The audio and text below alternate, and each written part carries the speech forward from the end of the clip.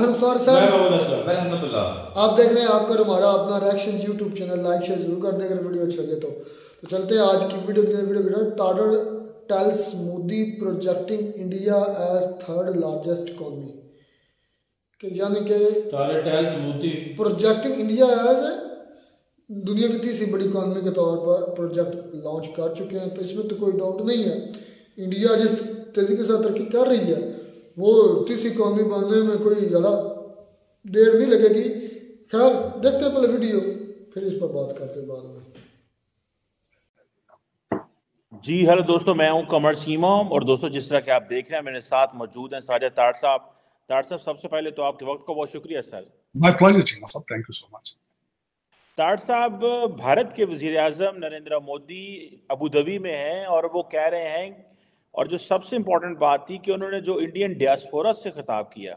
ताड़ साहब ये बताइएगा कि आपको कोई इस रिकॉर्डेड हिस्ट्री में कोई ऐसा वजीर आजम है जो किसी दूसरे मुल्क में जाके अपने डियास्पोरा से खिताब करे?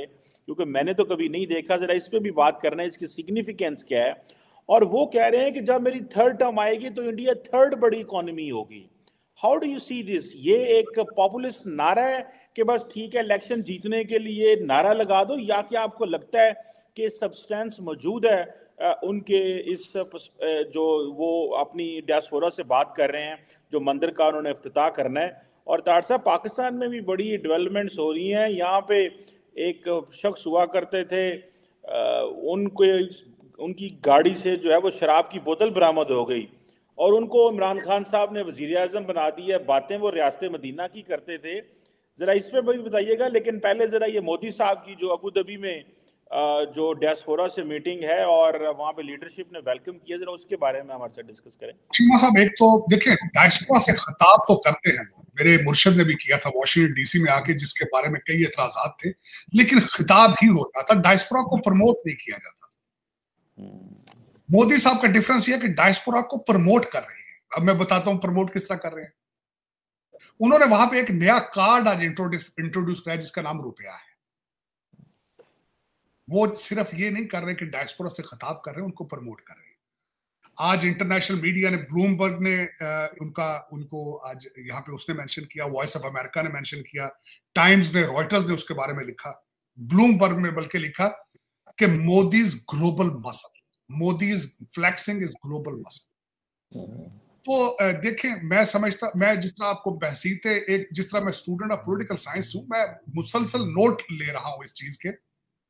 मैंने शायद आपको अर्ज की थी कि दुनिया के अंदर सोशल मीडिया एक बहुत बड़ा इनकलाब लेकर आया था, और सबसे बड़ा इनकलाब ये था कि एक जो मसला, एक छोटा सा प्रॉब्लम इंडिया के किसी एक गांव में होता है, शाम तक क्या 2 घंटे तक वो पूरी दुनिया में फैलता है, फिर फौरन दुनिया उसकी रेमेडी चाहती है, जिसकी वजह से हुकूमतें, लीडरशिपें, सिस्टम्स ऑफ गवर्नमेंट फेल हो गए, क्योंकि लोग उसी वक्त उसका हल चाहते हैं।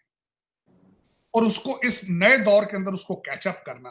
फिर उसके बाद 2 चीजें मैं जिस तरह मैं हमेशा आपको बताता हूं कि authoritarianism is on the rise, popularism is on the rise. इस वक्त ये अगर देखा जाए तो ये कॉम्बिनेशन दोनों मोदी साहब के हाथ में है। पॉपुलरिज्म में भी वो आगे है, अथॉरिटेरियनिज्म में भी सबसे आगे है। फिर उसके बाद ये है कि उनकी एक लिस्ट है अकॉम्प्लिशमेंट्स की। ये नहीं कि सिर्फ वो पॉपुलरिज्म एक ऑप्टिक्स पे ही काम कर रहे हैं, he is delivering at the same time. जिस तरह आप उसकी मिसाल आपने खुद ही दे दी है कि तीसरी टर्म के अंदर तीसरी बड़ी इकॉनमी, चंद्रयान भी डिलीवर किया उन्होंने। फिर उसके बाद आप देखें इस वक्त रेड सी के अंदर किस तरीके से वो अपनी ट्रेड को प्रोटेक्ट कर रहे हैं, राइस एक्सपोर्ट को प्रोटेक्ट कर रहे हैं। जिस तरीके से अगर रशिया से तेल लेते रहे हैं, अगर वहां से खदशा आया तो साथ ही वेनेजुएला पे उन्होंने कैपिटलाइज करना शुरू कर दिया। तो ये चीजें तब आती हैं जब आपके अंदर प्राइड मौजूद हो, आपके अंदर नेशनलिज्म मौजूद हो। मैं I am taking notes on it, और जिसकी मैं हमेशा ख्वाहिश करता हूं कि शायद मेरी मादरे मिल्लत को भी ऐसा कोई लीडर मुयस्सर आए जो नेशनलिस्ट हो, जो कहे मुंह से कि मैं पाकिस्तानी हूं। वो जाके सिर्फ डायस्पोरा से खिताब ना करे, उनको प्रमोट करे। अब इस वक्त सबसे बड़ा इसमें मैं समझता हूं आज की बात नहीं है, सिर्फ इसमें अकेले मोदी साहब का कमाल नहीं है, कमाल उन लोगों का भी है जिन्होंने भारत के अंदर institute of technology, Indian institute of technology की बुनियादें रखी थी। वो कौन थे? नेहरू थे, मौलाना आजाद थे। मौलाना आजाद कौन थे? भारत के पहले एजुकेशन मिनिस्टर थे जो 10 साल मुसलसल मिनिस्टर रहे। मैं उन पे आजकल रिसर्च कर रहा हूँ। I am very much inspired by him as well. He was very nationalist, Indian, भारतीय थे। वो अपने आप को इंडियन कहते थे और बल्कि वो तकसीम के खिलाफ थे, पार्टीशन के खिलाफ थे। मैंने शायद आपको बताया होगा कि उनके ख्यालात क्या थे। वो कहते थे कि अगर मुसलमान पाकिस्तान के, बांग्लादेश के और भारत के इकट्ठे रहें तो ये खिता बहुत ज्यादा तरक्की कर सकता है। बल्कि इसको एक मैं सपोर्टिंग आर्गुमेंट ये दूंगा कि उस वक्त ब्रिटिश तजर्बा कर चुके थे अमेरिका को ना तोड़ के। 1776 का तजर्बा था, फिर अमेरिका ने उनको गारत कर दिया, डबो कर रख दिया। तो वो दोबारा गलती नहीं करना चाहते थे, वो तोड़ना चाहते थे। ये भी एक थ्योरी मौजूद है कि वो डिवाइड करके जाना चाहते थे सब कॉन्टिनेंट को, कि कहीं दोबारा एक नया अमेरिका ना बन जाए। अब उससे आगे चलते हैं कि 60 से 65,000 डायस्पोरा जो था रजिस्टर्ड था। जो स्पोर्ट्स कॉम्प्लेक्स के अंदर मोदी साहब का स्वागत किया गया, वहां पे 60 से 70,000 65,000 डायस्पोरा वाज रजिस्टर्ड। अब उसके बाद मैं ये बताना चाहूंगा, 7वां दौरा है मोदी साहब का। अहलन मोदी इसका नाम रखा गया है। और उसके बाद मैं समझता हूं कि ये अगर इसको इनडायरेक्टली आप ये कहें कि मोदी साहब की कैंपेन का हिस्सा ही है, ये बिल्कुल कैंपेन का हिस्सा। उसके बाद वहां पे जो मंदिर 27 एकड़ के अंदर बनेगा वो भी कैंपेन का हिस्सा है। और ये फर्स्ट टाइम हुआ है। और मैं मोदी साहब की स्पीच सुनी है जो उन्होंने वहां के जो सदर हैं या किंग हैं उनके साथ और उनकी कैबिनेट के साथ बैठ के उन्होंने हिंदी में स्पीच दी है कि किस तरीके से उन्होंने सिर्फ एक दफा किंग से पूछा था कि यहाँ पे जगह दी जाए और फौरन उनको जगह देके अकोमोडेट किया गया मंदिर के लिए।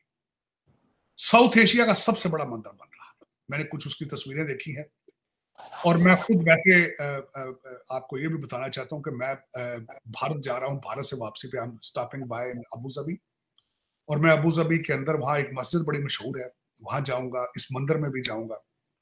मेरे साथ जसदीप साहब होंगे शायद वहां पे जो गुरुद्वारा होगा। वैसे मैं पहले दुबई के गुरुद्वारा में गया था तो मैं देखूंगा। मार्वलस है, is a piece of architect. मुझे आर्किटेक्ट का बड़ा शौक है तो I would love to go see it. New Jersey के अंदर भी जो मंदिर इन्हीं का बना है बीएपी वालों का, तो मैं यहाँ भी जाऊंगा। तो ये एक कैंपेन है इलेक्शन की। सिर्फ एक ही इस वक्त इशू जो है वो मोदी साहब की जो चल रहा है, किसान मोर्चा दोबारा शुरू कर दिया है, जिसपे इस वक्त यहाँ पे तो मजाक ही हो रहे हैं, गलत कर रहे हैं जो कुछ भी कर रहे हैं। 12 डिमांड्स हैं जिनमें से ज्यादातर डिमांड्स ना पूरी होने वाली हैं, ज्यादती है। पिछली दफा जो मोर्चा इनका किसान मोर्चा कामयाब हुआ था, शायद उसकी वजह से ये इन्होंने शायद कारोबार ही बना लिया, या फिर जब भी बोर होते हैं तो मोर्चा लगा लेते हैं। अच्छी बात तो नहीं है इलेक्शन के पास। लेकिन वहां पे जिस तरह आप पाकिस्तान के अंदर आप केयर टेकर गवर्नमेंट बना लेते हैं, वहां पे भी एक प्रिंसिपल है जो कल से इफेक्ट हो जाएगा कि जब कल से वो लॉ इनफेक्ट हो जाएगा कि कल के बाद गवर्नमेंट कुछ भी नहीं कर पाएगी, क्योंकि उसको they will hold it against you are trying to bribe people. तो उसके बाद कल के बाद तो कोई भी मोदी साहब की गवर्नमेंट जो है किसान मोर्चे के रेफरेंस से कुछ भी नहीं कर पाएगी कल के बाद। तो मेरे ख्याल में, मैं तो खैर इसके हक में नहीं हूँ। जुलूसों से, लड़ाई मराई से, गिराव झलाव से कुछ भी नहीं होता। मेरे ख्याल में इस पे रेफरेंडम होना चाहिए चीजों का। कहते हैं भारत के अंदर तो जमहूरियत सबसे बड़ा कहते हैं इंतकाम होता है। भारत में तो जमहूरियत हमेशा चलती है, बजाय इनको चाहिए बैलेट के साथ इसको डील करें। लेकिन यूएई के बाद जाएंगे कतर मोदी साहब इफ्तिताह के बाद। लेकिन जो उन्होंने वहां पे जो मैं एक और दो चीजें मैं भूल गया हूं जो मोदी साहब ने वहां की है। एक ट्रांस कॉन्टिनेंटल ट्रेड पे साइन किया इन्होंने, और दूसरा ट्रेड कॉरिडोर जो पिछले सितंबर के अंदर साइन किया गया था कि how to connect India with Europe. जो ममालिक उसमें थे पिछले सितंबर में, सऊदी अरेबिया, जॉर्डन, यूएई और इजराइल। उसमें सिर्फ एक यही स्टॉपेज है जो 4 महीने से जंग चल रही है, लेकिन they are already meeting and talking about the same trade corridor. दूसरा, आपको पता है स्टेट्स के अंदर इन खलीज की स्टेटें जो हैं, यहाँ बहुत ज्यादा डायस्पोरा है, स्पेशली साउथ इंडियन और भारत का। और मैं जिस तरह कहता हूँ कि majority of them they are technocrats, they are business people, technocrats. तालीम लेकर जाते हैं, शऊर लेकर जाते हैं और फिर जाके वो कैप्चर कर लेते हैं, अपनी पोजीशन खुद बना लेते हैं। इंस्पायरिंग है। काश आप नफरतों के लेंस उतार के उनकी तरक्की को भी देखने की कोशिश करें कि किस तरीके से they are manipulating the entire world, the globe, entire globe. अब इसके बाद मैं बात करना चाहूंगा कि पाकिस्तान के अंदर जहां पे दूसरी साइड पर दूध की नहरों का बंदोबस्त किया जा रहा है, आपके पाकिस्तान में क्या हो रहा है, सियासी मंजरनामा पेश करने की कोशिश करूंगा, जहां आग की होली खेलने की ट्राई की जा रही है। नून लीग के बारे में मुझे एक याद आ गया था, रजिया गुंडों में फंस गई, नून लीग फंस गई गुंडों में। उसकी वजह यह है, बिलावल साहब ने बयान दे दिया, उन्होंने कहा कि जी हम वोट देंगे, कैबिनेट में नहीं जाएंगे, लेकिन सदर बनने की ख्वाहिश है उनकी, गवर्नरशिप लेंगे, वो स्पीकरशिप भी लेंगे। अब से थोड़ी देर पहले बयानिया आ चुका है। आज सुबह शहबाज शरीफ साहब ने फरमाया कि भाई इंडिपेंडेंट अगर बनाना चाहते हैं तो आप बना लो। शायद वो भी बात नहीं बनी। 10 मिनट पहले की खबर ये है कि उन्होंने कहा है कि नून लीग और पीपल्स पार्टी मिलके दूसरी पार्टियों के साथ मिलके हुकूमत फॉर्म करने की तरफ they are moving forward with it. इसमें भी पाकिस्तान की शिकस्त है। वो क्या है? वो शिकस्त ये है, जो मुर्शद पाक है उनकी भी स्टोरी सुन ले जरा, वो भी बड़ी इंटरेस्टिंग स्टोरी। उन्हें सुबह आज योगर्ट और फ्रूट के साथ जो नाश्ता किया, और उसके बाद उनका जब दरबार सजा जिसके अंदर कुछ वकला थे और प्रेस भी इकट्ठी होगी, तो उन्होंने फरमाया, उन्होंने कहा भाई हम, और उनका जो जूनियर, उनका जो सामने बैरिस्टर गौर साहब आए, उन्होंने कहा भाई जाओ दरबार में जमात इस्लामी के साथ बात करो, MWM जो कि मुत्तहिदा वाहिदत मुस्लिमीन है उनसे बात करो, TLP से बात करो, हम किसी और सियासी पार्टी से बात नहीं करेंगे, मजहबी पार्टियों से बात करेंगे। अब मेरे जैसे कुछ गरीब लोग जो यहां बैठे हैं, जो मुहाजिर होकर बैठे हैं, और कुछ लोग जो एस्टेब्लिशमेंट के फौरन परेशान हो गए कि ये रेडिकलाइजेशन की तरफ, ये इतना बड़ा मैंडेट जिस बंदे के हाथ में कौम का इतना बड़ा मैंडेट है, वो कौम को TLP की तरफ लेके जा रहा है, वो रेडिकलाइजेशन की बात कर रहा है। वो ये क्या करना चाहता है? ये आग लगाना चाहता है मुल्क को, क्या करना चाहता है? बल्कि परेशान है लोग वाशिंगटन DC में, अमेरिकन के ही परेशान होंगे। आपको पता, कल बिलावल भुट्टो साहब आपके अमेरिकन एम्बेसडर से मिले थे, वो भी मैंने अभी बात करनी थी आपसे, लेकिन उससे पहले तो मैं इस बात पे परेशान हो गया हूं कि तीनों मजहबी पार्टियां जो कि और रेडिकलाइज ये सारे आइडिया सिग्नल दे रहे हैं। उससे अगली बात सुने, अली अमीन गंडा साहब का नाम उन्होंने घड़े से निकाल दिया कि अगला चीफ मिनिस्टर वो निकलेगा, लेकिन सुना है बात कहां से आई, वो भी बताना चाहता हूं। उस्मान बुजदार का नाम भी एन से शुरू होता था, अली अमीन भी एन से शुरू होता है, इमरान भी एन से शुरू होता है, और जो MWM का नाम भी किसी जिन ने ही बताया है। ये तीनों चीजें बड़ी मुश्तरक है। आपने 3.5 साल जिनों के जरिए एटॉमिक पावर चलाई है, आज भी जिन ही डिसाइड कर रहे हैं। आज भी अली अमीन गंडापुर किसी जिन ने बताया है कि इसका नाम एन से शुरू होता है, इसको रखें आप, ये आपके लिए बहुत मौजू होगा। लेकिन आज मुझे दुख हुआ है कि जिस एक शख्स को इतना बड़ा मैंडेट दिया गया, वो आज की देखें उसने क्या किया, मैं बताता हूं। उसके ज़हन में ये बात बैठ चुकी है कि कौम परफॉर्मेंस बेस वोट नहीं देती, बयानिया बेस वोट देती है। कौम उस्मान बुजदार को भुला चुकी है, फरागोगी को भूल चुकी है। लोग वजीर आला ये जो थे सूबा सरहद के, उनको भुला चुकी है।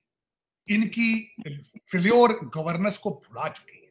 सिर्फ बयानिया, एंटी अमेरिका, एंटी एस्टेब्लिशमेंट और मजहबी टच के ऊपर वोट दे रही है। ये उसको पता चल गया। मैकियावेली आज कब्र में पसेटे मार रहे आज, क्योंकि ये नए चैप्टर लिख रहे हैं। द प्रिंस उन्होंने बुक लिखी थी मैकियावेली, उसके 5-6 चैप्टर मेरा ख्याल आगे इमरान खान साहब लिखेंगे कि परफॉर्मेंस बेस यहां पे वोट नहीं दिए जा रहे, यहां पे बयानिया बेस वोट दिए जा रहे। दुख इस बात का है कि इतना बड़ा मैंडेट, इतने सीटें मिली हैं और रेडिकलाइजेशन को ये मिली सारी। मैंने चीमा साहब, आपको मैं अगले दिन मुसलसल बात कर रहा था कि मेरी बातें जरा 2-4 पिछली तो ठीक हो चुकी हैं, आगे भी मैं बार बार ये कहता हूं कि आपके ये ब्रिटिश एजेंटों ने जो फसल लगाई है ना, कि अपने बच्चे लंदन पढ़ा के इनको कहना जिहाद करो, योर डेस्टिनेशन तालिबान, आज प्रूव हो रहा है कि नहीं हो रहा? क्योंकि ये देखें ना, सारे लौंडे लपाड़े निकले हैं बाहर। अमर बिन मारूफ रियासत Medina, direction Taliban, Kandahar, direction Kandahar है। बहुत बहुत बड़ा। मैं आप ये सोचें 21st सेंचुरी में can you move forward with this ideology? Science से नफरत, तालीम से नफरत, झगड़ा, जिहाद, और पता है आपके डीएनए में जिहाद नहीं है। आप जब भी फॉरेन इन्वेडर उतरा था पिंडी की पहाड़ियों से, आप लेट गए थे सारे। आज तक किसी इन्वेडर के सामने आप नहीं खड़े हुए। आज भी यू आर आप आजाद नहीं है। लंदन से आपको गोरा ऑपरेट कर रहा है डॉलर और पाउंड के साथ। तो जिहाद किस बात के नाम लेते हो? किसके खिलाफ जिहाद करोगे? तुम्हें बेवकूफ बनाया जा रहा है। 250 मिलियन लोगों को बेवकूफ बनाया जा रहा है। सुबह शाम अपने बच्चे लंदन में बैठे। खान साहब इतने ज्यादा रियासत मदीना के ठेकेदार हैं, तो कासम और सलमान को क्यों नहीं बुलाते? यहाँ पे बुला दे इनकी, कहें आओ भाई, स्वाब का काम है, आओ हिस्सा डालो, पीटीआई के पोस्टर लगाओ, बाहर निकलो, जेलों में जाओ। लेकिन ये चीमा साहब देखें, ये पावर पॉलिटिक्स का गेम है। दुख वाली बात है कि मैं आज सबसे ज्यादा गमगीन इस बात पे हूं कि जिस बंदे को इतना बड़ा मैंडेट दिया गया है वो सियासतदान नहीं है, वो पावर पॉलिटिक्स का हिस्सा है। और पाकिस्तान देखिए, इसमें पाकिस्तान का क्या फायदा है? अब आगे मैं बता देता हूँ। खान साहब की तैयारी है केपीके से जुलूस निकाल के इस्लामाबाद पे अटैक करने की। पहली बातें हो रही है इस वक्त। IMF इस महीने के एंड पर आपके खत्म हो जाने सारे पैसे, आगे पीछे हो, पहले पूरे पहुंचे ही नहीं होंगे। क्या दिखाएंगे आप IMF? आपके आस पड़ोस जो कुछ हो रहा है, पहले ही पठान भाई आपके मजाक उड़ाते हैं अफगानी, आपके जो सूरत हाल है। और दूसरा, केपीके के अंदर मुझे ये बताएं, अली अमीन गंडापुर साहब ने मरियम नवाज के लिए कौन से अल्फाज इस्तेमाल किए थे कश्मीर के अंदर? उनके बारे में सबसे बड़ा एतराज, इनकी अपनी पार्टी से आवाजें उठ रही हैं उनके खिलाफ, लेकिन खान साहब क्यों बज़िद हैं उसके लिए? तसादम चाहते हैं खान साहब। क्या पाकिस्तान तसादम का मुकम्मल हो सकता है इस टाइम के ऊपर, जब आप बैंकरप्ट हैं? बैंकरप्ट खैर फाइनेंशियली नहीं, आप मॉरली भी बैंकरप्ट है। मॉरल्स भी आपके खत्म हो चुके हैं, मॉरल्स भी खत्म। और फिर उसके बाद, उससे पहले क्या प्रोग्राम बन रहा था वो भी देखें। पावर शेयरिंग हो रही थी, कहते 3 साल तुसी लोटल हो तो 2 साल असी लोट लांगे। बारियां नहीं बनाई होंगी। जिस तरह वलीमे कई दफा होता है, मेहमान ज्यादा वलीमे पे हो, कहते जी बारियां बना लो, कहते जी 100 बंदा पहले रोटी खा ले, 100 बंदा बाद रोटी खा ले। लेकिन किसने बताया जी आपको कि 3 साल के बाद हुकूमत ये रहेगी? 3 महीने का नहीं पता यहाँ पे क्या होना, 3 घंटे का नहीं पता होता इस कंट्री के अंदर। लेकिन देखे ना किस तरह लूटने का प्रोग्राम बनाया जा रहा है पाकिस्तान के पहले 3 साल में 2.5 साल तो 2.5 साल मेरे, 2.5 साल तो 2.5 साल। खुदा था ना चीमा साहब, मैं यहाँ खून के आंसू रोया हूं जब मैंने आपकी नून लीग की रिजर्व सीटों की जो खवातीन की लिस्ट देखी। मैं रोया हूं यहाँ पे खून के आंसू। मरियम औरंगजेब की वालदा का भी नाम उसमें शामिल है। मां बेटी पहले भी था। अयाज सादिक साहब के सारे के सारे जो 10 बंदे हैं उनकी बीवियां बच्चे। चीमा साहब ये सियासत है, ये कॉमन मैन कोई नहीं। कॉमन मैन तो समझे नहीं जाता ना किसी को। आप मेरे नाल हैं, मैं आपके नाल हूं। I love you, you love जो है हाथ बन रहा है। ये डेमोक्रेसी है। नहीं, इनका कसूर नहीं चीमा साहब, मैं इनका कसूर नहीं मानता। पहला कसूर था जो मेरे मुर्शद को लेकर आए थे, मैं उनको कसूरवार कहूं। आज कसूरवार कौन है? जो इनको लेकर लंदन से आए। इनका नहीं कसूर। तो स्टेबिलिटी कैसे आएगी फिर अगर इनको भी? उनको जो लंदन से लेकर आ रहे थे आके, या इनको कहते कुछ आराम कर लो, 1 साल और निकालो, हम पाकिस्तान को खड़ा कर लें, फिर लूट लेना इसको। इकोनॉमिक इमरजेंसी चाहिए आपको, इंपोर्ट पे पाबंदी चाहिए। 50 इस वक्त 10,000 लोगों के नाम ECL में चाहिए। जो लितर पहले फेर के आपने जो कुछ पहले किया, करप्शन के खिलाफ करें। इनके बच्चे जिनके बाहर बैठे हैं, पाबंदी लगा दें कि जो जिसके बच्चे बाहर हैं, डुअल सिटीजन है, वो की पोजीशनों पे नहीं बैठ सकते। ये कौन करेगा? ये पाकिस्तान को पाकिस्तानियों ने बचाना है, लंदन से जाके तो नहीं किसी ने बचाना। जिसके बच्चे लंदन में, जिसके बच्चे कनाडा में, वो बचाएगा पाकिस्तान को? चीमा साहब, मैं जब हमारे हाफिज मुनीर साहब सऊदी अरेबिया पहले दौरे पे गए थे, मैंने आपके सेगमेंट में कहा था काश ये मोहम्मद बिन सलमान से पूछ लें कि लोगों को होटल में ले जाके पैसे किस तरह लिए जाते हैं, काश पूछ लेते उससे, काश पूछ लेते। और मैं फिर आज एक अर्ज करना चाहूंगा, जिस बंदे से मैं बहुत ज्यादा इंप्रेस हूं, आपके पाइड के, जो आपके पाइड के हेड है डॉक्टर नदीमुल हक, उन्होंने अगले दिन अपने ब्लॉग में सबसे पहला लफ्ज क्या इस्तेमाल किया, उन्होंने कहा पाकिस्तान के अंदर पैसों की कमी नहीं है, पाकिस्तान में पैसे बहुत पैसे, is a very competent person. मैं आपको हमेशा यही कहता हूं, पैसा बहुत है आपके पास, आपने बेसमेंटों में डॉलर और पाउंडों के छुपा के बोरियां रखी हैं, बहुत है पैसा। चीमा साहब, आप अमेरिका ने कंटेनरों में पैसे भेजे थे पाकिस्तान जब अफगानिस्तान में रशिया आया, अब भी आ रहे हैं आपके पास, आपकी बेसमेंटों में जा रहे हैं, पैसा आपके पास बहुत है। दुबई के अंदर आपको पता है कि आप इस वक्त भी दूसरे नंबर पर प्रॉपर्टियां आप खरीद रहे हैं, $14 बिलियन की प्रॉपर्टियां आपने खरीदी हैं सिर्फ 2023 में। पैसा आपके पास बहुत है चीमा साहब, आपके पास है नहीं अगर तो हया कोई नहीं, आपके पास अगर नहीं है तो ईमान कोई नहीं, आपके पास अगर नहीं है तो खौफे खुदा नहीं, बस। और वो कहीं से वो खरीदा नहीं जा सकता कहीं से, वो खुदा की देन होती है, खौफे खुदा खुदा ही देता है, वरना ये है किताबों से पढ़ के नहीं आता। ये मैं को ये जो खास करके कनेडियन पीआर के जो जितने करना चाहते हैं, लुटेरे भागना चाहते हैं, पर कनेडा में कब्रस्तान जो बंदे मार रहे हैं। मैं आज इनको एक ही कहूंगा, मैं किसी ने कहा था इमाम खुमैनी ने उड़ा के रख दिया ईरान को, उन्होंने कहा था जवाब में, हमें उसने इज्जत की मौत मरना सिखा दी। आज खलोता है ना ईरान, खलोता है ना, सैंक्शन देख लो ना, देख ले उनका उसका असर रसूख देख ले, हजार बुरी बातें मैं मानता हूं, उनका शख्स तो है ना, इज्जत से मार रहे हैं जहां भी मार रहे हैं, मारते कुत्ते की मौत भी दुनिया रही, ऐसी कड़ी गल। कल किसी ने स्पीच दी है इंडिया से, उन्होंने कहा एवं तो नहीं ना होती जेडे लै दे गए, एवं तो नहीं, अब पठाना ने खोतिया तो बह के अमरीका नहीं सट लिया सरकार ने,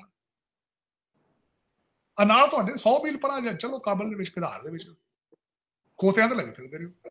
लेकिन चीमा साहब देखें, मैं उसके भी हक में नहीं हूं, म्याना रवि होनी चाहिए, मिडिल ग्राउंड्स पे होना चाहिए, लेकिन ये देखें अब जिहालत के खिलाफ जिहाद करें ना, अगर जिहाद का शौक है जिहालत के खिलाफ करेगा, गुर्बत के खिलाफ करेगा, लेकिन वहां नहीं जाना क्योंकि उसमें पैसा कोई नहीं, उसमें पैसा नहीं।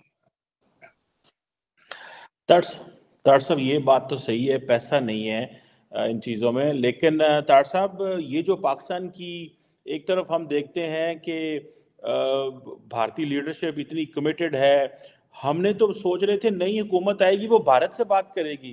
ताड़ साहब वो बिलावल जो है वो तो फॉरेन मिनिस्टर नहीं आ रहा, इट मीन्स कि ये नवाज शरीफ लोगों को तो फॉरेन अफेयर्स में इतने एक्सपर्ट ही नहीं है, ना ही इनके फॉरेन मिनिस्टर, कौन सी इनकी फॉरेन मिनिस्टर की चॉइसेस है, ख्वाजा आसिफ होगा, कौन होगा, मतलब कोई ऐसा कोई एम्पावर्ड नहीं है कि ये अपनी कर सकें। ताड़ साहब ये जो सिचुएशन अभी बिल्ड होगी कि जैसे बिलावल जो है वो कह रहे हैं कि हम, लगता तो ये है कि वो 2 साल के बाद उनकी हुकूमत आएगी, वो 3 साल इनको देना चाह रहे हैं, 2 साल फिर लेंगे। ताड़ साहब ये बताइए कि ये निज़ाम चल पाएगा? कई लोगों का कहना है कि ये नहीं चलना, कोई लोग कह रहे हैं कि पीटीए एहतजाज करेगी, कई लोग कह रहे हैं वो सड़कों पे आएंगे, कई लोग वो कह रहे हैं मुआशी जो है वो स्टेबिलिटी नहीं आ सकती, इकोनॉमिक स्टेबिलिटी नहीं आ सकती, और बिलावल बाहर रह के तमाशा भी देखेगा और हुकूमतें भी इंजॉय करेंगे। ये निज़ाम चल पाएगा ताड़ साहब? और फिर पर्टिकुलरली इंडिया के साथ बात करनी है, चाइना से पैसे लेके आने हैं, मिडल ईस्ट से लेके आने हैं, आपको पता है वो नून लीग वाले कह रहे हैं कि इतना फ्रेजाइल सिस्टम है कि हम नवाज शरीफ को वजीर आजम ही नहीं बना सकते, ये कोलेशन को डील करने के लिए शहबाज शरीफ भी ठीक है। इट मींस कि ये तो फिर गंद मच गया ताड़ साहब, सख्त का चीमा साहब। लेकिन उसमें मैं बात बताऊं, बिलावल भुट्टो साहब के पास कौन सी एक्सपर्टीज है फॉरेन मिनिस्टर बनने की? उनकी भी हालात देखे कि भारत गए, उनके ग्राउंड पे खड़े होकर कह दिया कि बुचरा गुजरात, उससे क्या निकला था? फिर उससे पाकिस्तान को कोई फायदा हुआ उसको? उनके पास कौन सी मेच्योरिटी है? वो तो बच्चा है बेचारा, उसका लास्ट नेम भट्टो ना हो तो उसको पहचाने कोई ना, वो है कौन है? और तीसरी बात ये है चीमा साहब, जिन लोगों की आप बात कर रहे हैं, इनके पास कौन सी, नवाज शरीफ के पास कौन सी पीएचडी इकोनॉमिक्स की? किसी इनके सेक्रेटरियों में चलानी होती, बातें करनी होती, बल्कि इनका पोर्टफोलियो ही नहीं है भारत के साथ रिलेशनशिप ठीक करने का। वो तो आपका गैरिजन स्टेट है, गैरिजन स्टेट के हिसाब से आपने डिसाइड करना है कि उस पर आपने डिसीजन किस तरह लेना। अगर आप चाहें तो बात तो आज भी हो सकती है भारत के साथ, अगर करनी हो तो भारत के साथ तो आप भी सेक्रेटरी बेस पे आज भी डायलॉग शुरू कर सकते हैं। ख्वाजा आसिफ ने क्या करना है? ये किसी ने क्या करना है? इनकी मैच्योरिटी के तो लतीफे मशहूर हैं दुनिया के पास, इन्होंने क्या करना चाहिए? सब दर हकीकत बात ये है कि आज मुझसे किसी ने पूछा नून लीग हार क्यों गई, मैं क्या ओवर कॉन्फिडेंस से बंदे काट ही नहीं सके। जिस तरह मैंने कहा था, खुरम दस्तगीर साहब ने कहा कि हमने लोगों को पहले ही बता दिया था वजीर आजम है, तो हमारे लोग निकले ही नहीं बाहर घर से। एक दूसरा, इस वक्त इतने क्वेश्चन मार्क हैं आपके, खासकर जो फैफना के हिसाब से 135 हल्कों के ऊपर वो कहते कानूनी चीजें इन्होंने पूरी नहीं की। फिर उसके बाद आपको पता है इन्होंने 16 लाख वोट जो है मुस्तरद कर दिए। चले उसको भी छोड़ें, पहले भी कौन सा आपका ठीक होता रहा, पहले भी सूरी साहब बंदयाल साहब उनको स्टे दे के खुद भूल ही गए थे कि उनको स्टे दिया, कौन सा ऐसी बड़ी बात है चीमा साहब। लेकिन इसमें मैं ये समझता हूँ मूविंग फॉरवर्ड खान साहब कहते थे ना, खान साहब इस वक्त बहुत खतरनाक हो चुके, उनके हौसला अफजाई हो चुकी है। देखिए ना, कॉन्फिडेंस, हौसला अफजाई बड़ी खतरनाक चीज होती है। अब उन्होंने अपना, जिस तरह मैंने बताया था कि वो सूबा सरहद KPK से फिर दोबारा प्लान करेंगे लॉन्ग मार्च की, इस्लामाबाद के तरफ अटैक करने की कोशिश करेंगे, जिससे पाकिस्तान के अंदर मजीद तखरीबकारी बढ़ेगी, दहशतगर्दी बढ़ेगी, गुर्बत बढ़ेगी, इंस्टेबिलिटी आएगी, इंटरनेशनल आपकी और बदनामी मजीद होगी, ये सारी चीजें होंगी इसमें। फिर ये मैं हमेशा बार बार शायद आपके सेगमेंट में कहता था, क्या इलेक्शन पाकिस्तान का हल है? आज मुझे ये बताएं, मैं ठीक कहता था कि क्या पाकिस्तान इलेक्शन का हल है? पाकिस्तान का हल जो है इलेक्शन नहीं, पाकिस्तान का हल इकोनॉमिक स्टेबिलिटी, इकोनॉमिक इमरजेंसी की जरूरत है आपको, करप्शन को रोकने की जरूरत है, लॉ एंड ऑर्डर की जरूरत है, अदालतों को ठीक करने की जरूरत है इसमें। और दूसरा ये, इकोनॉमी ठीक नहीं हो सकती जब तक अदालतें ठीक ना हो, जब तक लॉ एंड ऑर्डर ठीक ना हो, जब तक दहशतगर्दी ना रुके। ये फंडामेंटल्स है इकोनॉमी के, ये कोई नई बात नहीं इसमें। और आपको चलाने वाले सारे हार्वर्ड और ऑक्सफोर्ड के ग्रेजुएट हैं, इंक्लूडिंग आपकी एस्टेब्लिशमेंट। मैं कल बाजवा साहब का पढ़ रहा था, बाजवा साहब भी कैलिफोर्निया और लंदन के स्कूलों से, इंग्लैंड के स्कूलों से पढ़े थे। ये अलग बात है कि उन्होंने उस तालीम को इस्तेमाल नहीं किया, ये अलग बात है। एक सियासी आदमी थे, उनको शौक था कि वो बचपन में लगता शौक से MNA बनता, MNA तो नहीं बड़े, जनरल बन गए, जनरल बन के MNA बनने की कोशिश करते रहे। लेकिन एक चीमा साहब इस तरह नहीं होता। अभी भी कहते हैं कि अगर आसिम मुनीर साहब कुछ थोड़े से टफ डिसीजन ले तो कोई नहीं, ठीक हो जाए। डॉक्टर साहब, दुनिया बात करेगी इस सेटअप के साथ, दुनिया इस सेटअप के साथ जो सुन लीजिए, जैसे जिसके ऊपर ऑस्ट्रेलिया, अमेरिका, बर्तानिया, यूरोपियन यूनियन स्टेटमेंट्स दे चुका है और UN जनरल सेक्रेटरी भी दे चुका है। सो ये देखे ना, जिस सेटअप के आने से पहले क्वेश्चन मार्क लग जाए, उसको अपनी क्रेडिबिलिटी बनाने के लिए कुछ ना कुछ तो करना पड़ेगा। सो दुनिया बात करेगी ताड़ साहब? चीमा साहब, दुनिया की बात मैं बताना चाहता हूँ। सबसे पहले तो आपको ये देखना होगा कि PTI के जो बाहर अमेरिका में डॉलर लॉबीइज्म पे लगाए जा रहे हैं, वो सर चढ़ के बोल रहे हैं, उसी की बेस पे UN वाले भी बोल रहे हैं, उसी बेस पे स्टेट डिपार्टमेंट बोल रहे हैं, उसी बेस के ऊपर रोक खन्ना भी बोल रहे हैं। अब मैं बताना चाहूंगा कि आपसे दुनिया बात करेगी, किस तरह करेगी।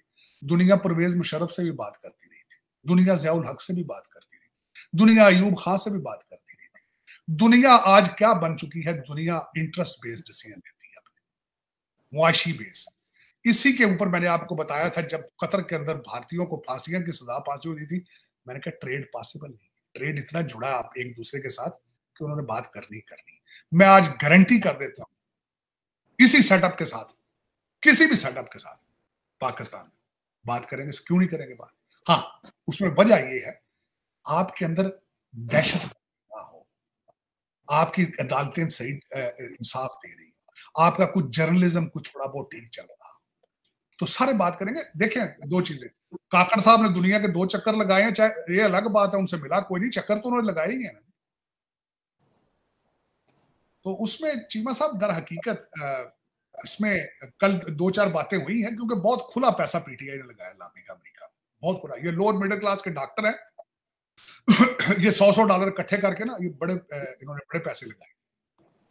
कल स्टेट डिपार्टमेंट ने भी मैसेज छोड़ा है कि जो अदालतों में केस है उनको देखा जाए, जो धांधली के केस हैं। यूनाइटेड नेशन परेशान हो गया है, यूनाइटेड नेशन गाजा की वजह से परेशान नहीं है, वो इनकी वजह से परेशान है। कल जो उन्होंने हॉस्टेज छुड़ाने के लिए 67 बंदे मारे हैं, उस पर कोई परेशान नहीं यूनाइटेड नेशन। आपके इलेक्शनों की परेशानी क्यों है? क्योंकि PTI के पैसे बहुत लग रहे हैं, बहुत पैसे लाए, $100 $50 इकट्ठे करके ना बड़े पैसे लाए। कारोबार बहुत बड़ा कारोबार। तो उसमें ये रिजल्ट उसका निकला है कि अमेरिका के अंदर डॉलर पैसे लगाने, आपका आर्टिकल भी छप जाता है इकोनॉमिस्ट में, 2-4 कांग्रेसमैन भी बोल पड़ते हैं, 2-4 जर्नलिस्ट जो है वो स्टेट डिपार्टमेंट की ब्रीफिंग के अंदर वो भी क्वेश्चन कर लेते हैं। ये देखिए ना रिजल्ट निकला, मैं नोट कर रहा हूँ ये सारी चीजें कि एक सिस्टम को मैनिपुलेट करने के लिए कितने $1000 चाहिए होते हैं। मैं आई एम टेकिंग नोट्स और it is working. United nation को कोई शर्म नहीं है कि रोहिंग्या मुसलमानों की क्या हालत है। यूनाइटेड नेशन को कोई शर्म नहीं है कि चाइना के अंदर मुसलमानों के साथ क्या हालात हो रहे हैं, और लेकिन यूनाइटेड नेशन परेशान है कि वहां पाकिस्तान इलेक्शन क्यों नहीं। I agree. देखिए चीमा साहब, ये सारी बातें एक तरफ होंगी अगर पाकिस्तान में स्टेबिलिटी है, स्टेबिलिटी पॉलिटिकल नहीं, economic stability, law and order की स्टेबिलिटी, और दहशतगर्दी रोकना चाहिए।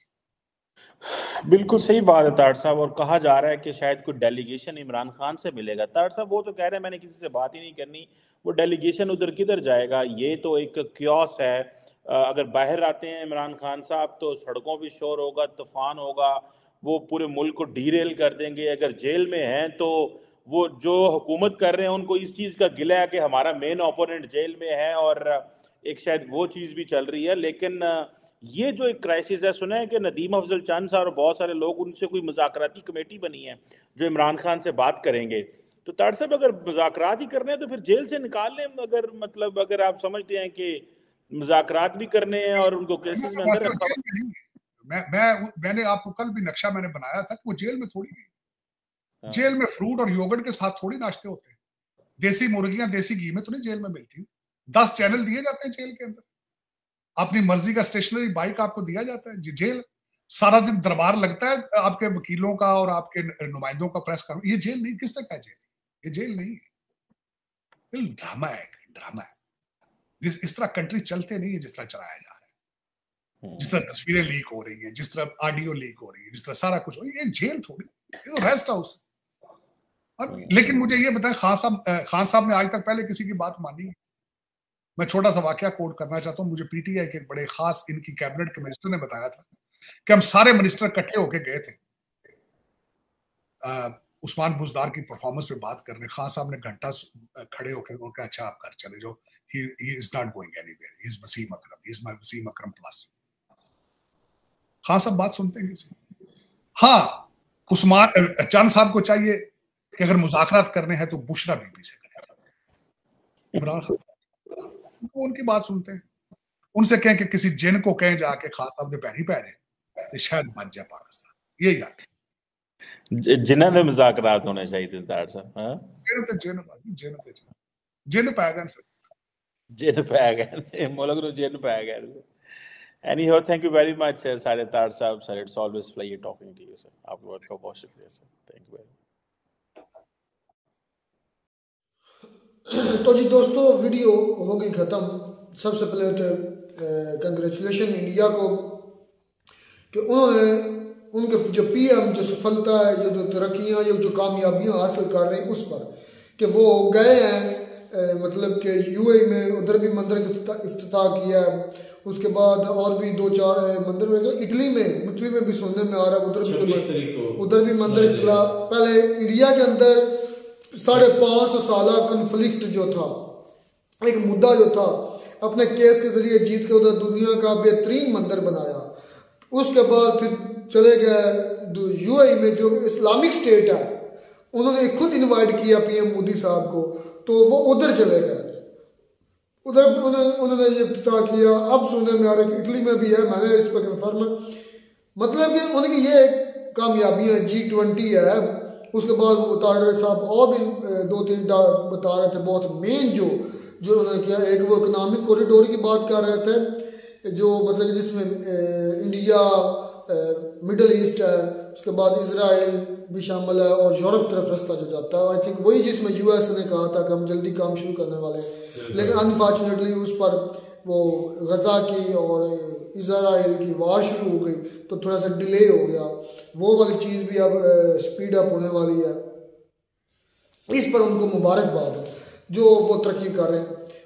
इस पर बातें करेंगे, लेकिन मैं बात करना चाहता हूँ आज तारड़ साहब की। टोटली मैं डिसएग्री करता हूँ जो उन्होंने इमरान खान को और पाकिस्तान के निज़ाम को लेकर बातें की ना, स्पेशली इमरान खान के बारे में, ये वन साइडेड बंदा है।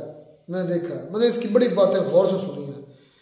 इस ताड़र साहब ने एक बात भी नहीं की कि इलेक्शन में धांधली हुई है, इलेक्शन जो है हमारी आर्मी कंट्रोल करे, छितर का डर है इसको। हालांकि अमेरिका में बैठा फिर भी छितर का डर है। कोई यार इसकी कोई प्रॉपर्टी होगी ना पाकिस्तान में, मुझे तो ठीक है ना, छितर कितना डर है कि इसने ये नहीं कहा कि हमारी आर्मी ने सरेआम धांधली की, और ये सच है, ये सच है। इंटरनेशनल जो उस पर मजाक बना रहा है ना, ये बकवास कर रहा है कि कहाँ किया। खुद मैंने वो इंटरव्यू सुना है उसका, जो वाशिंगटन डीसी से जो शाया हुआ है, उसके उनका जो फॉरेन मिनिस्टर है उनका सेक्रेटरी का मैंने सुना है। ये सारी बकवास याद कर रहा था कि उन्होंने क्या, उन्होंने तशवीश का इजहार किया है। उन्होंने कहा कि हमारी गहरी नज़र है पाकिस्तान के अंदर, हम जो जमहूरियत को मतलब उसकी हमायत करते हैं, और उधर जो सिस्टम चल रहा है उस पर हमारी नज़र है। मतलब और भी बातें उन्होंने की हैं। ये भी झूठ बोल रहा था तारड़ साहब। ये उनके अंदर तशवीश है कि पाकिस्तान के अंदर जो इलेक्शन है वो बिल्कुल इलीगल हुआ है। इलीगल का मतलब ये है कि उधर फुल स्केल धांधली हुई है, फुल स्केल। आज मैं चैलेंज करता हूँ पाकिस्तान की पूरी आर्मी को, पूरी इस्टेब्लिशमेंट को, जिसमें दूसरे इदारे भी हैं, पूरी अदलिया को, हक और सच का फैसला करें। तो मैं आपको चैलेंज करता हूँ 80 से 90% वोट खान का, 80 से 90%, 80 से कम नहीं वोट खान का, 90। हम अपने इस फैसलाबाद से क्लीन स्वीप किया है। 10 की 10 सीटें में फुल धांधली की है, इधर भी फुल धांधली की कोशिश की है, लेकिन वोट इसको इतना पड़ गया था कि वो बस से नहीं चला कि इसको चेंज कैसे कर रहा है। जो 50-60 हज़ार की रेंज में भी आते थे ना, उनको भी वो मतलब कर रहे थे चेंज, लेकिन ये वोट इतना ज़्यादा पड़ गया फैसलाबाद से उनको, जहाँ से हमारे इलाके से उमर फारूक जीते हैं, जो हमारे MLA हैं और MP है, वो इतनी लीड से जीत चुके हैं क्योंकि बस नहीं चला। यानी कि पता कि 30-40 हज़ार हैं वो जो अपोनेंट है उनके हैं, और 1,30,40 हज़ार या 1.5 लाख उमर फारूक जो हमारा MLA, इतनी ज़्यादा लीड से वो जीता है। क्लियर स्वीप किया इधर से फैसलाबाद में PTI ने। अच्छा, वाकई ये वन साइड बात करता है, कोई इसने नवाज शरीफ की बात नहीं की। अच्छा, कोई दरकारी की, कोई नवाज शरीफ के बारे में बकवास करते ही नहीं है। ये पता नहीं क्या उसके लेके खाता है, या उसकी चापलूसी करता है, या उसका ये सेक्रेटरी है, या उसकी तरह गंजा टकलूसा है, जिस तरह वो गंजा टकलूसा है। बात करूंगा कि इंडिया की जो अचीवमेंट है भाई, उन्होंने अपने मुल्क में भी बहुत बड़ा और शानदार मंदिर बनाया। उसके बाद जो है यूएई में मेरे ख्याल में काफी सालों पहले उनको ये जगह अलाट हुई थी। एक बार वो कह रहे थे कि उन्होंने कहा तो उनको जगह मिल गई। और शुएब भाई की आज मैंने वीडियो देखी है तो माशाल्लाह वो वहां पे गए हुए हैं, तो काफी बड़ा मंदिर है और तमीर मेरे ख्याल में उसकी हो रही है। और उसके जो काफी मटेरियल है ना, शुएब भाई बता रहे थे, वो कह रहे थे उसका काफी मटेरियल जो है ना वो इंडिया से आ रहा है यूएई में, तो देखने में भी बड़ा शानदार था। और काफी वहां पे कह लें कि लोग भी थे, उनके इंटरव्यूज भी कर रहा था शुएब भाई, तो बहुत शानदार था। और उसके बाद मैं बात करूंगा कि भाई ये जो हमारी पाकिस्तानी सियासत है ना, साजिद तारिक साहब और चीमा साहब, ये जब भी मैंने इनके इंटरव्यूज, इनकी आपस में बातचीत, कन्वर्सेशन सुनी या देखी है ना, तो इनका मैं कहता हूं कि तारिक साहब को ना पाकिस्तान में पॉलिटिशियन में शायद ही कोई बंदा हो जो अच्छा लगता हो। बाकी सारे को कहते हैं कि भाई वो नवाज शरीफ को बोलते हैं वो भी सही नहीं है, जरदारी को बोलते हैं वो भी नहीं ठीक, उसके बाद जो इमरान खान से सख्त नफरत है, मजहबी जो जमातें बोलते हैं वो भी गलत है। उसके बाद इमरान खान तो उनको बिल्कुल ही पसंद नहीं। मुझे हैरानी इस बात की होती है तो इसको पाकिस्तान में कोई जो कह लें कि जमात पसंद भी है, ये नहीं इसका कहने का मतलब है कि पाकिस्तान की जितनी भी जमातें, जितनी भी पार्टीज हैं वो सब गलत है, ये एक बंदा बिल्कुल ठीक है। अच्छा, उसने इंडिया के बारे में जो बात की वो बिल्कुल मानने वाली थी, लेकिन वीडियो का टाइटल भी मतलब कि ये टॉपिक जो मेन है मंदिर के बारे में है, लेकिन जो इसने बातें की यार वो उनसे बर्दाश्त नहीं होती जो ये कर रहा है। कह रहा है कि ये कौन सी जेल है जिसमें मतलब फल के साथ जो है ना उसका नाश्ता कराया, उसको कराया जा रहा। जब नवाज शरीफ था कुछ दिनों के लिए जेल में गया था, तो ये तो फिर भी जेल में है, उसका सिर्फ नाम एक जेल का था, नहीं तो वो एक इतने अच्छे रूम में वर्ल्ड क्लास एक रूम नहीं मतलब मुझे पता चला कि जिस जेल में, वही अडयाला जेल थी, कौन सी थी, जिस जगह थे ना नवाज शरीफ, पता नहीं कितने 47 बताया जा रहे हैं, 40 रूम थे, माल था भाई, जेल कहाँ से आ गई। तो इमरान खान जेल में वाकई है, ये तो मानने वाली बात है, लेकिन ये वन साइड यार इतना बंदा मतलब कि देख लें कि यूएस में बैठा है, यूएस बेस जो है ना ये पॉलिटिशियन है, तो इसको देखना चाहिए कि मेरी कंट्री अच्छा इक्वल लेकर बात करनी। चोर पिछले दफा इकट्ठे हुए या अभी इकट्ठे हो रहे हैं, ये नहीं बोला, उसने कहा ठीक है स्टेबिलिटी आ रही है, चोर इकट्ठे हो रहे हैं, क्या क्या खे और स्वास्थ्य स्टेबिलिटी आनी चोरों को, और जब उनको कौन मानती ही नहीं है। अच्छा इसने बात की रेडिकलाइज किससे कहने का मतलब ये था कि जमातें, इस्लामी जमातों से उनका खान का मिलना, ये रेडिकलाइजेशन है, ठीक है रेडिकलाइजेशन है। आप रेडिकलाइजेशन के तौर से क्या तारीफ निकालते हैं? इस्लाम का होना रेडिकलाइजेशन है। ये इनके नज़दीक मैंने एक चीज़ इनके नोट की है कि इस्लाम का पाकिस्तान में होना ही रेडिकलाइजेशन है। पाकिस्तान में इस्लाम ना हो, सेकुलर स्टेट बना दो, और यार जब ये ऐसे में ताड़े ना नशा करके आ जाए, और जब खुद ही पाकिस्तान का नाम और पाकिस्तान ने बनाई, चाहे अभी निज़ाम नहीं आया उसका, इसको तो रेडिकलाइजेशन कहना ही नहीं चाहिए, ये तो बेगैरती कर रहा है। सॉरी मेरे जो मुस्लिम, मैं इससे भी ज़्यादा मुझे इस पर आज गुस्सा है। और जब एक बंदा अपना घर अलहदा कर रहा है, एक कौम अलहदा कर रही है कि भाई हमने इधर दीन इस्लाम फैलाना या उधर उनकी एक्सपेरिमेंट करना दीन इस्लाम का, जब शुरू हुई इस बात पर, तो वो रेडिकलाइजेशन क्या होगा? इसको रेडिकलाइजेशन कैसे करते हैं? हमने नाम ही जब इस्लाम के नाम पर लिया था, इसको रेडिकलाइजेशन कैसे करते हैं? यार ये बंदा बड़ी दो इसके अंदर ना मरोड़ पेट के अंदर उठ रहे हैं कि ये जो इस्लामी जमातें हैं। यार मैं मानता हूँ कि पाकिस्तान के अंदर कोई अभी इस्लामिक लॉ नहीं है, कोई कुछ नहीं है, मैं इन चीज़ को मानता हूँ। क्या पाकिस्तान के अंदर इस्लाम के नाम पर जमात बना लेना या लोगों की भलाई के लिए काम कर लेना वो रेडिकलाइजेशन है? इसके लिए जो चोर उचक्के हैं, जिसमें नवाज शरीफ, जरदारी सारे हैं, वो उसके सही लगते हैं, जिसमें सबसे बड़ी हमारी चोर उचक्की हमारी आर्मी है। बिल्कुल मेजर जो है वो आर्मी है हमारी, तो उसके बारे में इसने जो है एक लफ्ज नहीं बोला कि हमारा तो जो हमारी बातें ना ये तो हमारी ऐसे चले रहने हैं, इसको छोड़ें। तो इसका पता तो चल गया कि वन साइडेड बातें करता है। असल बात जो मुद्दे की है वो इंडिया की है कि उसको दुनिया में मतलब रिस्पेक्ट मिल रही है, और हमारे चर्चे अब देखने पूरी दुनिया में इलेक्शन के हो रहे हैं कि हमारे इलेक्शन सही नहीं हुआ, हमारा जो है ना उनका बहुत ज्यादा हमारे पूरी दुनिया में। इस पे यूनाइटेड नेशन जो है उसको बड़ी तकलीफ हुई है कि जो है इलेक्शन है वो तखीर क्यों हुई है।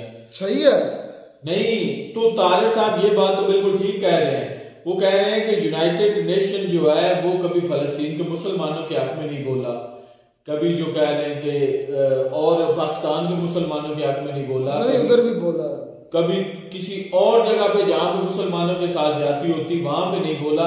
ये पाकिस्तान के इलेक्शन के में तखीर होने की वजह से या रिजल्ट जो है उस वो डिले होने की वजह से यहाँ पे बहुत एक्शन लिया जा रहा है। इस पे बड़ी तकलीफ हो रही है यूएनओ को। भाई शायद उनका पैसा लगा, ऐसा भी तो हो सकता है ना कि अमेरिका सपोर्ट करता है भाई, यूएनओ का भी कोई इसमें अमल तारिक साहब को ये पता होना चाहिए वजह जो भी हो, दुनिया हमारा पाकिस्तान जाग चुका, हमारे पाकिस्तान ने वोट सिर्फ खान को दिया है, और इंडिया के अंदर खान होता ना, मैं दावे से कहता हूँ इंडिया के अंदर खान होता, जितने इंडिया को वोट पड़े आज खान पीएम की चेयर। अच्छा तारिक साहब भी कह रहे हैं कि मैं इंडिया जाऊंगा, उसके बाद यूएई जाऊंगा, और वहाँ पे वो कह रहे हैं कि एक बहुत बड़ी शानदार मस्जिद है उसका विजिट करूंगा, और साथ में इसी मंदिर पे वो कह रहे हैं कि मैं वहाँ पे बीच जाऊंगा। बात असलम भाई इतनी है कि इंडिया एक डेमोक्रेटिक कंट्री है, जो हमारी इधर असल रूल पार्टी जो है वो हमारी आर्मी है, हमारी इस्टेब्लिशमेंट है, जो उसने चाहा वही और वही हुआ। उसने कहा था कि हम सब नवाज शहबाज नून लीग में से पीएम लाएंगे, नून लीग में से वज़ीर आला पंजाब लाएंगे, यानी कि मिल के खाएंगे, वही हो रहा है डील। जो हमारा जो मुर्शद है, सही बात है, वो हमारे मुर्शद ही है, उनको पता था कि ये डील होगी लंदन में, इस वजह से उनको बुलाया जा रहा है। और मुझे हालांकि वो उस वक्त केस शुरू हुए थे, तो उस वक्त कहा कि मुझे जेल में रखा जाएगा, उसको लाया जाएगा, और एक जो है ना पैरालाइज्ड किस्म की हुकूमत बनाई जाएगी। चले कोई बात नहीं, जवाब दे तो रब को भी होना है। आज नाइंसाफी कर रहे हैं ना, इंडिया में ऐसा होता तो मैं कहता हूँ पहली बात तो ऐसा होना नहीं था। वो भी तारिक ने बात सही की है, जो बातें उन्होंने सही की है वो मानो, उन्होंने कहा आज तक पाकिस्तान के अंदर कौन सा वज़ीर आज़म है या कौन सी जो पॉलिटिकल पर्सनालिटी है जिसमें PM है वो अपना टर्नओवर पूरा कर सका या जिंदा रहा। बेनज़ीर भुट्टो को गोली मार दी गई, उसके बाद क्या नाम भुट्टो को लटका दिया गया, उसके बाद पहले लियाकत अली खान को शहीद कर दिया गया, उसके बाद फिर कातलाना हमला। पूरी कोशिश थी खान को भी कि ये अब राह से इसको हटाया जाए, लेकिन उसकी ज़िंदगी लंबी थी, बच गया। लेकिन ये बात सच है, इंडिया में एक डेमोक्रेसी है और हमारे यहाँ एक फौजोक्रेसी है। इसी वजह से वो दुनिया की तीसरी बड़ी या मिलिट्री करेसी है। हमारे यहाँ इंडिया के अंदर डेमोक्रेसी है और हमारे यहाँ मिलिट्री करेसी है, इतना फर्क है और ये बहुत ज़मीन आसमान का फर्क है। खैर कुछ बातें ताड़ साहब की गलत थी जो कि वन साइडेड बोल रहे थे और कुछ बातें उनकी अच्छी लगी। हम तमाम से इत्तेफाक नहीं करते उनकी बातों का। हमारा मुर्शद सच्चा है और सच्चा, और ये अकेला हम नहीं कह रहे, अदालतों से भी आज के पहले फैसले सुन लो। उन्होंने कई मरतबा कितने मौक़ों पर कहा है कि सादिक अमीन है। सादिक अमीन का मतलब सच्चा है। और इंडिया के अंदर भी कई जो उनके लोग जानते हैं, जिसमें नवजोत सिंह सिद्धू साहब हैं, और भी वो नाम लेते हैं, इमरान खान जो उनके दोस्त हैं और भी जो उनके क्रिकेटर, वो जानते हैं सब कि कितना ईमानदार है। लेकिन खैर ईमानदारी की कीमत चुका रहा है, कोई नहीं निकलेगा बाहर कभी इंशाल्लाह ज़िंदगी है तो। मिलता नई वीडियो में नाटक साथ, तब तक दीजिए इजाज़त। अल्लाह हाफ़िज़।